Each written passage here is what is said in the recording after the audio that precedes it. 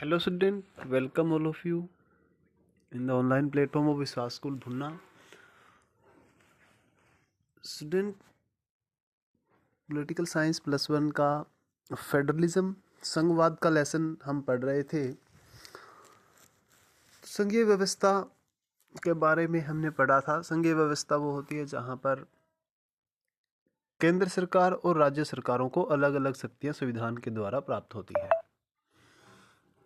भारत के संविधान में भी इस प्रकार की व्यवस्था की गई है। कहा गया है भारत राज्यों का संघ होगा और राज्यों का संघ होने के नाते संविधान में शक्तियों का विभाजन किया गया है।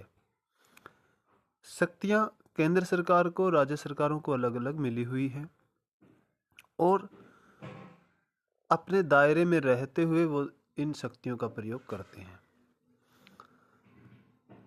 जब दो स्तर की सरकारें होती हैं तो उनके बीच में कुछ विवाद भी होते हैं। जैसा हमने पिछले वीडियो में देखा था कि कुछ विवाद हैं राज्यों के जो सीमाओं को लेकर के हैं, नदी जल के बंटवारे को लेकर के हैं या अन्य किसी राजनीतिक कारण से हो सकते हैं।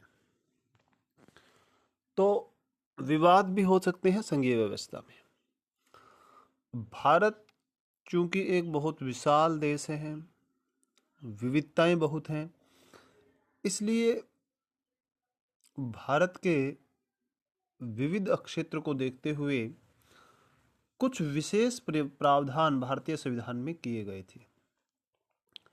ये विशेष प्रावधान क्या हैं, इनके बारे में आज हम पढ़ेंगे। विशिष्ट प्रावधान में भारतीय संघवाद की सबसे नायाब विशेषता यह है कि इसमें अनेक राज्यों के साथ थोड़ा अलग व्यवहार किया जाता है।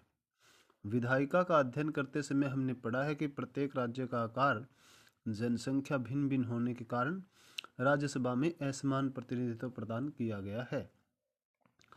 भारत के कुछ राज्यों के साथ जो संविधान है वो अलग तरह का व्यवहार करता है। वैसे तो सभी राज्यों को शक्तियां दी गई है, लेकिन कुछ राज्यों को कुछ विशेष रियायतें भी प्रदान की गई है। तो इसलिए ये विशिष्ट प्रावधान भारतीय संविधान में किए गए हैं और विशेष स्थिति कुछ राज्यों को प्राप्त हो जाती है, जैसा कि संविधान में लिखा गया है। जनसंख्या और आकार अलग अलग होने के कारण इन्हें कुछ विशेष प्रावधान प्राप्त है। जहां से छोटे छोटे राज्यों को न्यूनतम प्रतिनिधित्व अवश्य प्रदान किया गया है, वहीं इस व्यवस्था में सुनिश्चित किया गया है कि बड़े राज्यों को ज्यादा प्रतिनिधित्व मिल सके। बड़े जो राज्य हैं उनको थोड़ा ज्यादा प्रतिनिधित्व मिले, ये भी व्यवस्था की गई है। शक्ति के बंटवारे की योजना के तहत शक्तियां सभी राज्यों को समान रूप से प्राप्त है, लेकिन कुछ राज्यों को विशेष सामाजिक और ऐतिहासिक परिस्थितियों के अनुरूप कुछ विशेष अधिकार की व्यवस्था की गई है। जिन राज्यों को विशेष अधिकार दिए गए हैं उनकी सामाजिक और आर्थिक संरचना में कुछ परिवर्तन है, इसलिए उन्हें ये सब दिया गया है। ऐसे अधिकतर प्रावधान पूर्वोत्तर के राज्यों के लिए हैं। ज्यादातर ऐसे जो प्रावधान है वो पूर्वोत्तर के राज्यों के लिए, जिसमें असम, नागालैंड, अरुणाचल प्रदेश और मिजोरम है, जहां विशिष्ट इतिहास और संस्कृति वाली जनजातीय बहुल जनसंख्या निवास करती है। ये जनजातीय इलाके हैं, यहाँ की भौगोलिक संस्कृति भी अलग है, सामाजिक संस्कृति भी अलग है, इसलिए कुछ विशेष चीजें इन राज्यों के लिए की गई है। यहाँ के निवासियों को संस्कृति और इतिहास को बनाए रखने के लिए अगर वो चाहते हैं तो अनुच्छेद 371, बहरहाल ये प्रावधान इस क्षेत्र के कुछ भागों में अलगाववाद और शस्त्र विद्रोह को रोकने में सफल नहीं हो सके हैं। हालांकि इन राज्यों को विशेष प्रावधान के तहत छूट दी गई है, लेकिन इनमें संघर्ष हुआ है, इनमें स्वायत्तता की मांग उठी है, इनमें आपसी लड़ाई झगड़े हुए हैं, तो उन चीज़ों को ये नहीं रोक पाया है जो विशिष्ट प्रावधान है इन राज्यों में। अगर आप इन राज्यों के इतिहास देखेंगे, जो कि हम अगली कक्षा में पढ़ेंगे, तो उसमें आप देखेंगे कि बहुत सारे झगड़े यहाँ उत्पन्न हुए हैं। ऐसे ही कुछ विशेष प्रावधान पहाड़ी क्षेत्रों के लिए किए गए हैं। हिमाचल प्रदेश, आंध्र प्रदेश, गोवा, गुजरात, महाराष्ट्र और सिक्किम के लिए भी हैं। इन राज्यों के लिए भी विशेष प्रावधान हैं किन्हीं विशेष कारणों को लेकर के। जम्मू कश्मीर एक और विशिष्ट राज्य है जिसके लिए कुछ विशेष प्रावधान किए गए हैं। अब जम्मू कश्मीर का दर्जा जो है वो राज्यों की श्रेणी से निकाल दिया गया है, तो संघ शासित प्रदेश है। जम्मू कश्मीर और लद्दाख दो संघ शासित प्रदेश बन गए हैं जम्मू कश्मीर राज्य की जगह, तो इसलिए ये स्थिति जो है अब उलट चुकी है। लेकिन इसमें भी प्रावधान किए गए थे। धारा 370 आपने सुना होगा, जिसे अब रिप्लेस कर दिया गया है संविधान से, लेकिन ये मूल संविधान की बात कर रहा है, तो वहाँ धारा 370 का प्रयोग किया गया था, जो कि जम्मू कश्मीर को विशिष्ट स्थिति प्रदान करने के लिए दिया गया था। जम्मू कश्मीर एक विशाल देशी रियासत था। भारत के विभाजन के साथ समय हिंदुस्तान या पाकिस्तान में किसी एक में शामिल होने का इसके पास विकल्प भी था। स्वतंत्रता के तुरंत बाद पाकिस्तान के भारत को लेकर के कश्मीर से एक युद्ध हुआ। इन परिस्थितियों में जम्मू कश्मीर के महाराज ने भारत का चयन किया। पाकिस्तान और भारत के बीच एक युद्ध हुआ जम्मू कश्मीर को लेकर के 1947-48 में। तो उस समय एक विवाद की स्थिति थी कि जम्मू कश्मीर किसका अंग है। राजा को यह तय करना था कि जम्मू कश्मीर किस राज्य का अंग किस देश का अंग बनने जा रहा है।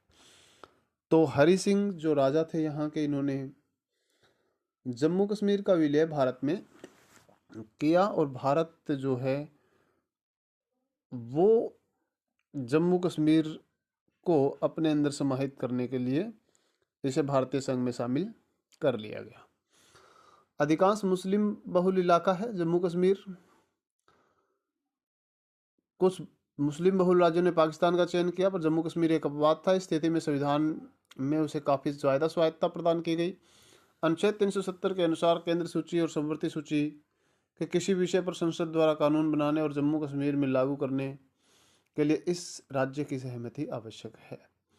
यानी कि केंद्रीय सूची और समवर्ती सूची के जो कानून, देखिए राज्य सूची के विषय पे तो राज्य कानून बनाएगा, लेकिन केंद्रीय सूची के विषय पर जब कानून बनता है तो जम्मू कश्मीर में उस कानून को लागू करने से पहले जम्मू कश्मीर की विधानसभा से उसकी परमिशन लेनी होती थी, या जम्मू कश्मीर की विधानसभा उसको पास करती थी तभी लागू होता था।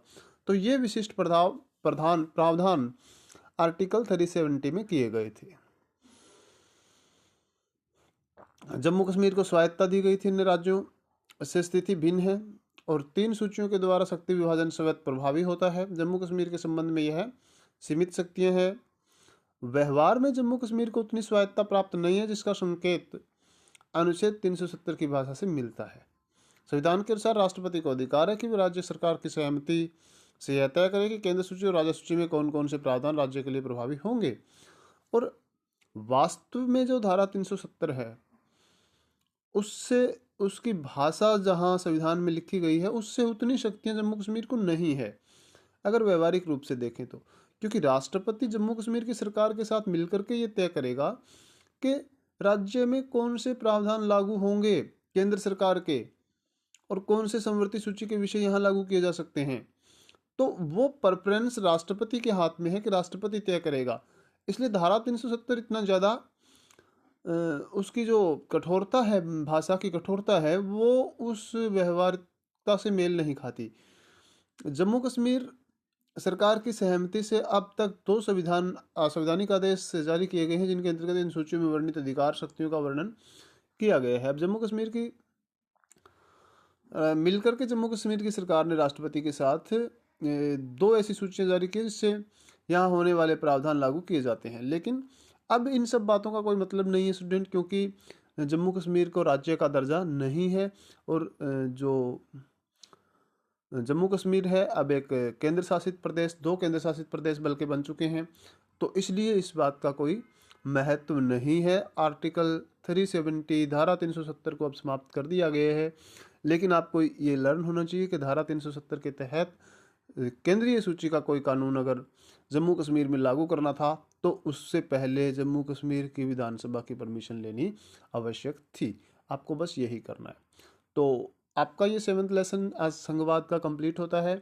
इसके सभी क्वेश्चन आंसर कर लीजिएगा, और नेक्स्ट वीडियो में हम आगे देखेंगे कि कौन सा लेसन हम स्टार्ट करने जा रहे हैं। सेकंड पार्ट में भी हम स्टार्ट करेंगे, तो नेक्स्ट वीडियो में आपको उसका वीडियो मिल जाएगा। Thank you, have a nice day.